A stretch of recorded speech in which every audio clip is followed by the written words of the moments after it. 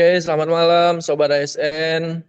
Selamat datang di Suara ASN, podcast yang mengupas tuntas dunia aparatur sipil negara dengan santai tapi berbobot.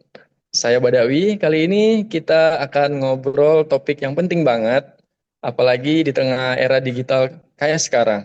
Kita bakal bahas soal netralisasi PNS. Nah, kenapa sih netralisasi itu penting bagi PNS? Nah, hari ini kita kedatangan narasumber yang sangat luar biasa, yaitu beliau adalah Bu Caca, CPNS Kementerian Perhubungan. Selamat datang Bu Caca. Halo Badawi, terima kasih sudah mengundang saya. Ya, baik Bu, terima kasih sudah bergabung di podcast kita. Langsung saja Bu, bisa dijelaskan apa sih sebenarnya yang dimaksud dengan netralisasi ASN itu? Nah, netralitas ASN itu adalah sikap tidak memihak atau tidak berafiliasi kepada partai politik manapun, baik di dalam tindakan, ucapan, maupun simbol. ASN juga harus menjaga profesionalisme dan fokus melayani masyarakat tanpa dipengaruhi kepentingan publik.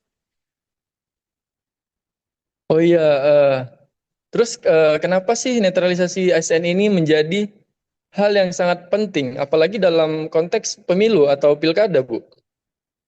Nah, netralitas ASN itu penting banget buat menjaga kepercayaan publik terhadap pemerintah.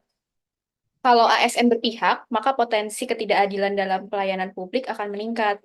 Dan juga di masa pemilu, netralitas itu juga menjaga agar proses demokrasi berjalan dengan jujur, adil, dan tanpa intervensi birokrasi, Badawi.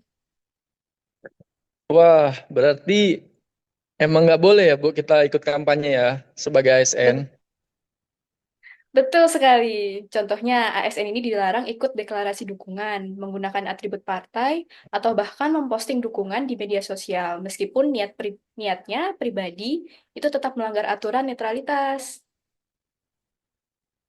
Wah, jadi gimana ceritanya kalau sekedar like atau repost di media sosial? Apakah itu termasuk melanggar netralitas, Bu? Ya, itu termasuk karena sekarang ada pengawasan media sosial oleh Bawaslu dan KASN. Jadi meski niatnya iseng atau spontan, itu bisa dianggap sebagai bentuk ketidaknetralan. Oh, oh iya, Bu. Dalam era digital seperti sekarang, banyak ASN aktif di media sosial. Nah, bagaimana tantangan menjaga netralitas di dunia maya bagi ASN? Nah, tantangannya ini sebenarnya sangat besar, Badawi. ASN itu harus sangat berhati-hati dalam bermedia sosial, memberikan like, share, ataupun berkomentar terhadap konten politik. Itu bisa diartikan sebagai berpihak. Oleh karena itu, ASN itu perlu memahami etika berdigital dan menerapkan prinsip berpikir sebelum mengunggah. Lalu, bagaimana atau apa sanksi yang akan diberikan, Bu, apabila ada ASN yang melanggar netralitas itu? Nah, biasanya ini sanksinya bisa dimulai dari teguran, penundaan kenaikan pangkat, sampai pemberhentian sebagai ASN.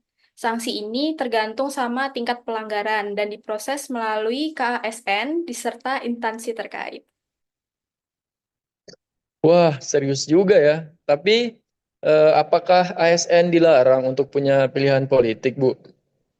Oh, tentu tidak. ASN itu tetap punya hak pilih sebagai warga negara, tetapi pilihannya itu harus disimpan untuk di bilik suara saja. Jadi di luar itu, kita harus tetap menunjukkan sikap netral demi menjaga kepercayaan publik.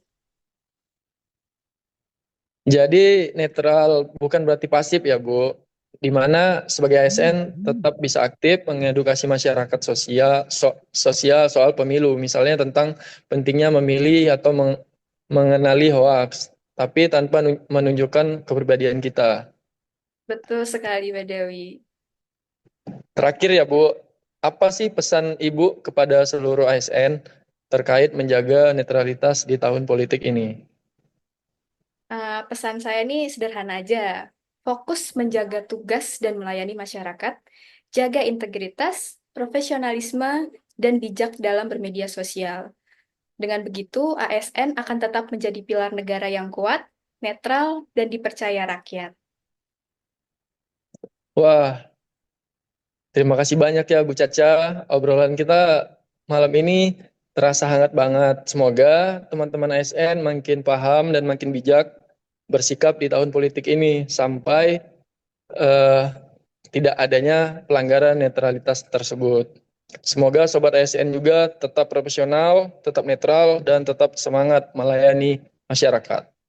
Ya, sampai jumpa di podcast selanjutnya. Bye-bye. Bye.